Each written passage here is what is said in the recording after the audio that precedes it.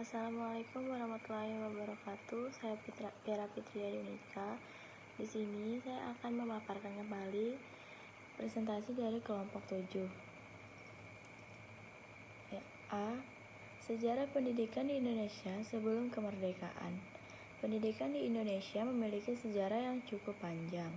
Pendidikan itu telah ada sejak zaman kuno yang dimulai dengan zaman purba, zaman kerajaan Hindu dan Buddha, zaman kerajaan Islam, zaman pengaruh Portugis dan Spanyol, zaman pemerintah kolonial Belanda, dan seterusnya hingga pendidikan masa kini. Pengertian pendidikan zaman purba.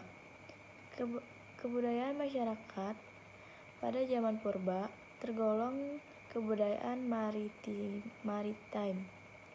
Kepercayaan yang dianut masyarakat antara lain anamis dan dinamis.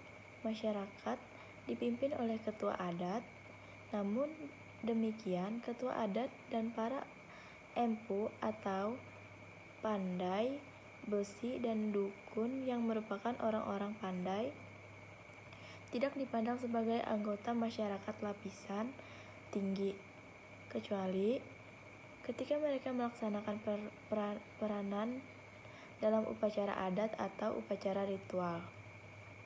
Yang kedua yaitu pendidikan zaman kerajaan Hindu-Buddha. Nenek moyang kita pada zaman ini umumnya tinggal di daerah subur, dekat pesisir pantai. Mereka melakukan hubungan perdagangan dengan orang-orang dari India yang singgah dalam perjalanannya.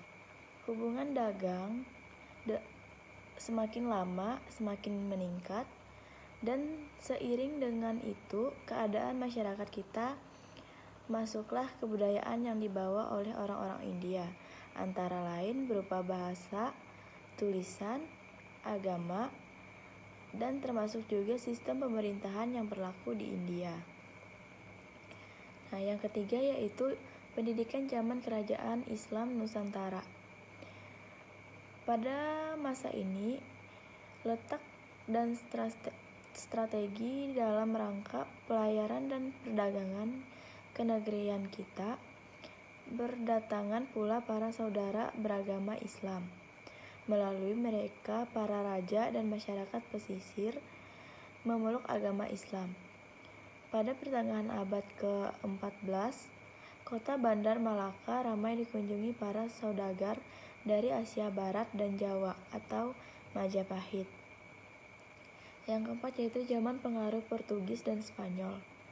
Pada awal abad ke-16, negeri kita datanglah bangsa Portugis, kemudian disusul oleh bangsa Spanyol.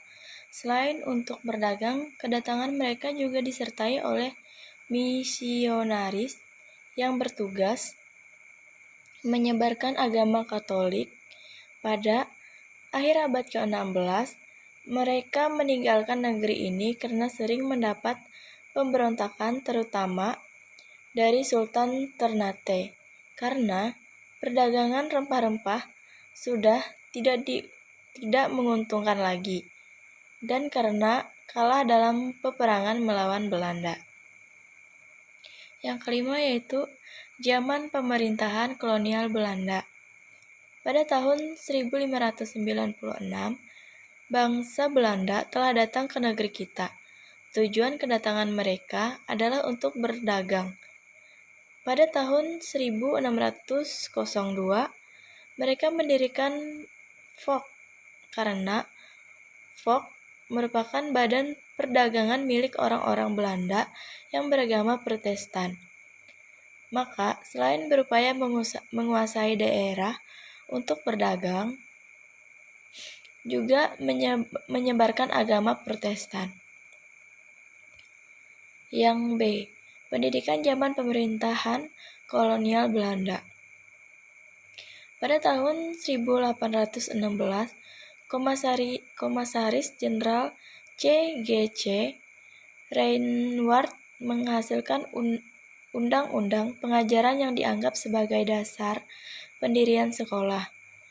Tetapi peraturan pemerintah yang menyertainya yang dikeluarkan tahun 1818 tidak sedikit pun menyangkut perluasan pendidikan bagi rakyat Indonesia, melainkan hanya berkenaan dengan pendidikan bagi orang-orang Belanda dan golongan pribumi. C. Pendidikan yang diselenggarakan kaum pergerakan kebangsaan atau pergerakan nasional. Berbagai kondisi yang sangat merugikan bangsa Indonesia akibat kebijakan dan praktek-praktek penjajahan tersebut telah menimbulkan rasa senasib sepenanggungan sebagai bangsa yang telah dijajah sehingga muncul rasa kebangsaan atau nasionalisme. Kebesaran masa lampau bangsa kita semasa zaman Kerajaan Sriwijaya, Majapahit, Mataram, dan juga memperkuat rasa harga diri sebagai bangsa yang berdaulat dan merdeka. Oleh sebab itu, kaum terpelajar di kalangan bangsa kita terdorong untuk berperan menjadi motor pergerakan. Yang D, yaitu pendidikan zaman pendudukan militerisme Jepang. Kekuasaan pemerintah kolonial Belanda berakhir ketika pada tanggal 8 Maret 1542. Mereka menyerah kepada militer kerajaan Jepang.